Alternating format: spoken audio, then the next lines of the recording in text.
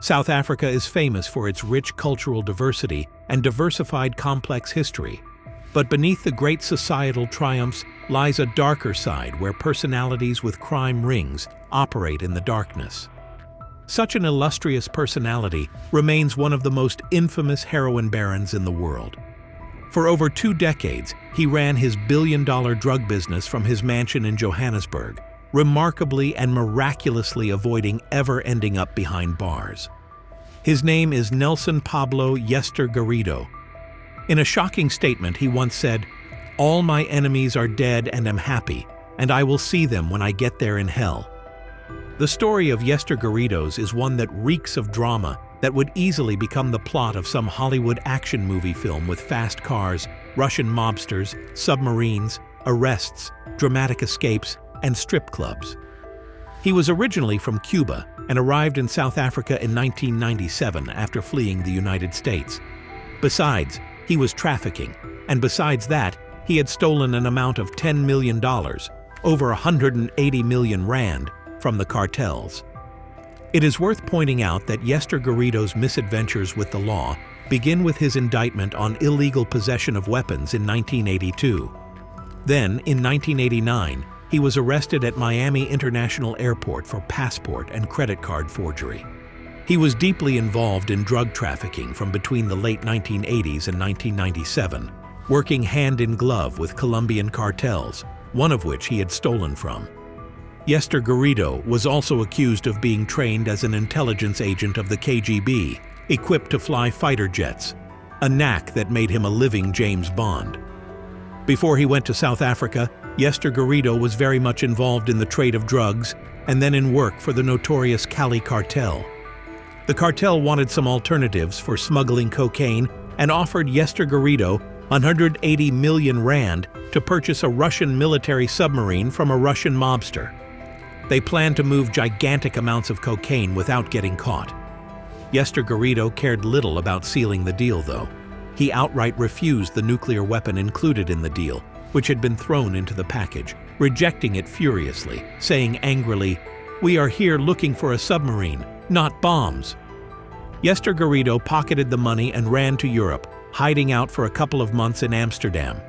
With the US authorities hot on his heels and the cartel closing in on him as well, he left for Johannesburg, South Africa.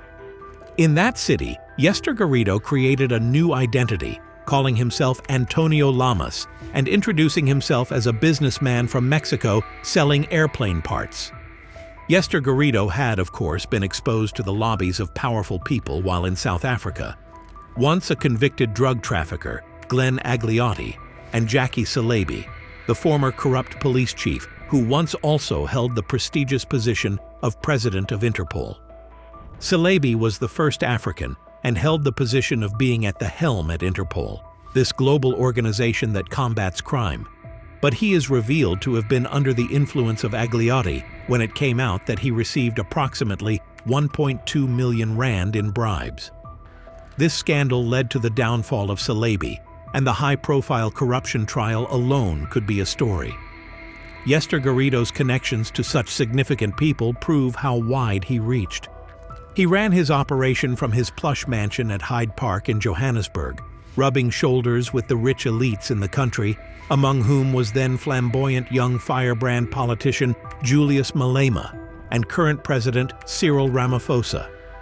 By 2002, he had settled well into his life in South Africa. He had bought more houses and bought quick luxury cars and started a family with his then 23-year-old girlfriend. A seemingly secure life was what he was living without knowing that US authorities were still investigating him. In 2002, America's Most Wanted devoted an entire episode to the worst criminals of all time in US history. This South African viewer recognized Lamas, the alias under which Yester Garrido was using his name, and turned the tip into local authorities. This led to a coordinated raid in April of 2002 in which South African police, accompanied by Interpol and the DEA, stormed one of Yester Garrido's many mansions. They found 2 luxury cars, over 300,000 rand in cash, and astonishingly, 20 fake passports. By May, Yester Garrido had made it to court, where it was now revealed he had been on the run for more than 12 years. He could now candidly answer, "I've been on the run for a long time, since 1990, and was charged with using over 20 different identities in several countries." Court proceedings had revealed that Yester Garrido was wanted for extradition to the U.S. on serious drug trafficking charges. But he had a friend in powerful places, Lawrence Hodes, the same attorney who represented notorious drug trafficker Glenn Agliotti. In 2005, the South African Supreme Court of Appeals ruled to detain Yester Garrido pending negotiations for his extradition. By 2006, he had been released after only a year in jail. Not long, though, would Yester Garrido enjoy his freedom this time. In 2011, he was arrested again in connection with a major drug seizure of 706 kilograms of cocaine that were discovered on a container ship during its layover in Port Elizabeth. The shipment, valued at street value at 720 million rand, was bound for India from South America and concealed in cooking oil to make the shipment look like legitimate cooking oil. A tip from an anonymous source to the South African police supposedly regarding the shipment resulted in the shipments being impounded. But at best, the seizure went haywire. All that came out was 166 kilograms of cocaine as evidence, and a break-in at the Port Elizabeth Forensic Lab was rumored to have been orchestrated.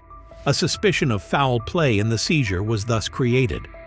5 suspects, with one of them reportedly a police officer, were taken in regarding the tampering. During all this, there was a buzz that Chris, one of the infamous characters popularly known as Mr. Cocaine, had informed the police about the container ship. Chris was indeed well connected in the world of drug smuggling circles and was a friend of Yester Garrido, having properties in countries like Thailand and Brazil. Unfortunately, 2 months later, Chris was shot and killed in a wedding ceremony. Speculations were made if he is indeed an active participant in this illicit drug operation, or his killing is connected with Yester Garrido. Following his arrest in 2011, his house in Sandton was once more raided, where they found a gun under the name of Chris that further intensified their suspicion on him. Charges were, however, eventually dropped because issues in translating Brazilian court documents in English existed. It then turned out that prosecutors had accepted bribes that compromised the probe. Yester Garrido's contacts with the former police chief of South Africa, Jackie Salebi, complicated matters even further. Salebi was named in corruption and also implicated to have received bribes from Agliotti, connected to Yester Garrido. He was finally arrested in 2017 after long-time evasions in Rome, and in July 2019, he was extradited to the United States, where he is charged in a 2015 investigation which links him with a ring of marijuana distribution in Florida. In August 2020, after pleading guilty, he was sentenced to 5 years behind bars. Shockingly, he served only 14 months, as released on January 24, 2022.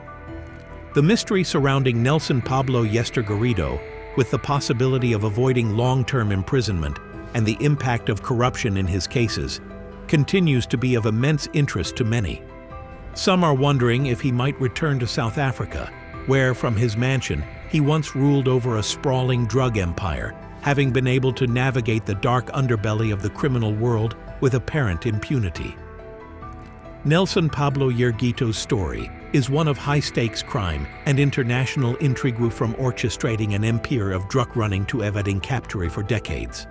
His skills in manipulating corruption, forging powerful alliances, and repeatedly slipping through the hands of justice have endowed him with a near-mythical status among the criminal underworld. Despite arrests, extraditions, and countless legal battles, the amount of time Garrido spends behind bars is amazingly very short, which raises so many questions on how he manages to avoid serious impending repercussions. Will he return to South Africa, or has his story finally come to an end? Only time will tell.